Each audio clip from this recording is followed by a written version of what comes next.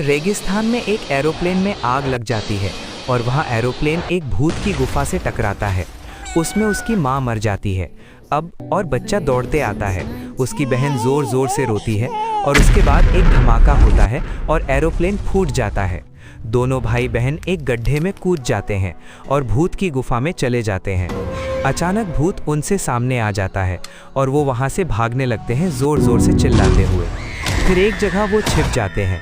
वहाँ भूत आता है और उनको एक पत्थर का दिल देता है। वो दिल लेकर सीढ़ियों से ऊपर जाते हैं और दौड़ते दौड़ते अपनी माँ के पास जाते हैं और वो दिल माँ को लगा देते हैं कि माँ जिंदा हो जाती है और दोनों खुश हो जाते हैं और गले लग जाते हैं।